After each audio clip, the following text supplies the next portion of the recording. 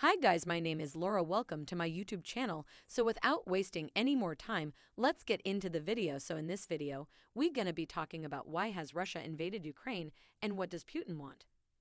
Russia has launched a devastating attack on Ukraine, a European democracy of 44 million people, bombarding its cities and closing in on the capital, Kiev, prompting a mass exodus of refugees.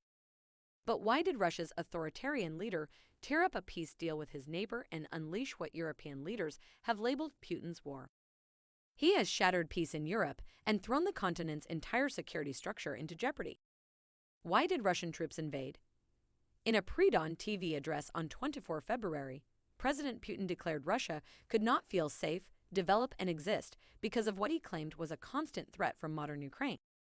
Immediately, airports and military headquarters were attacked, then tanks and troops rolled in from Russia, Russian-annexed Crimea, and its ally Belarus. Big cities have been shelled, neighborhoods razed to the ground, and millions of Ukrainians have fled their homes. And yet Russia bans the terms war or even invasion, threatening journalists with jail if they do. For President Putin, this is a special military operation. Many of his justifications for war were false or irrational. He claimed his goal was to protect people subjected to bullying and genocide and aim for the demilitarization and denazification of Ukraine. There has been no genocide in Ukraine. It is a vibrant democracy led by a president who is Jewish. How could I be a Nazi? Said Volodymyr Zelensky, who has likened Russia's onslaught to Nazi Germany's invasion in World War II. Ukraine's chief rabbi and the Auschwitz Memorial have also rejected Russia's slur. President Putin has frequently accused Ukraine of being taken over by extremists ever since its pro-Russian president, Viktor Yanukovych, was ousted in 2014 after months of protests against his rule. But Ukraine has not lurched to the right. It has turned to the west, and Russia's leader aims to reverse that. Those protests broke out when Moscow pressed Ukraine's president not to sign a 2013 association treaty with the EU. Russia retaliated in 2014 by seizing the southern region of Crimea and triggering a rebellion in the east, backing separatists who have fought Ukrainian forces in an 8-year war that has claimed 14,000 lives. Ukraine has made clear it wants to join the European Union and the Western Defensive Alliance, NATO, but the Kremlin will not have it. In late 2021, Russia began deploying big numbers of troops close to Ukraine's borders. President Putin repeatedly denied planning an invasion, but then he scrapped the 2015 Minsk peace deal for the east and recognized areas under rebel control as independent.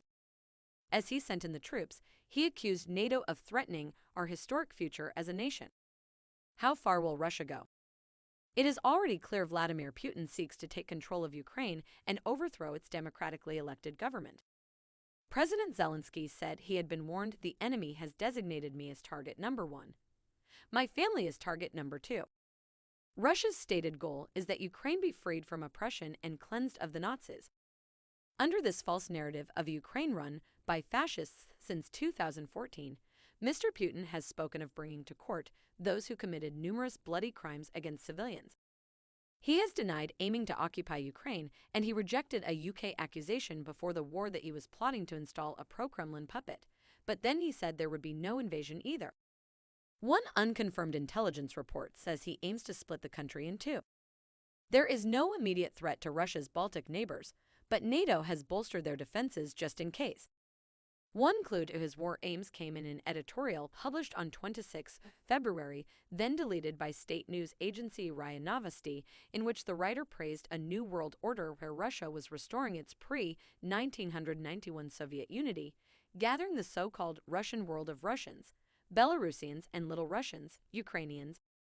Last year, President Putin wrote a long piece describing Russians and Ukrainians as one nation, and he has described the collapse of the Soviet Union in December 1991 as the disintegration of historical Russia.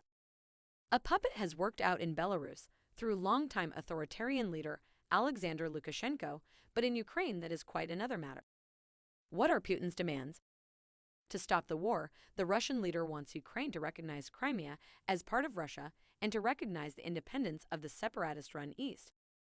And he demands that Ukraine changes its constitution to guarantee it will not join NATO and the EU. But his demands do not stop there.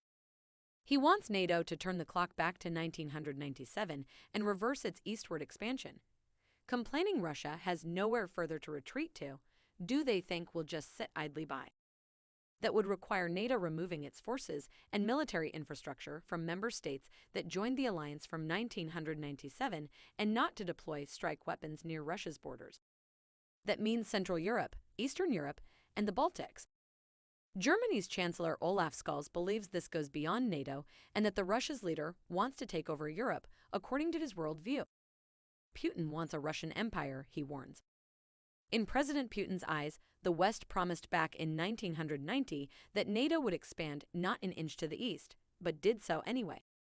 That was before the collapse of the Soviet Union, however, so the promise made to then Soviet President Mikhail Gorbachev only referred to East Germany in the context of a reunified Germany. Mr. Gorbachev said later, the topic of NATO expansion was never discussed at the time.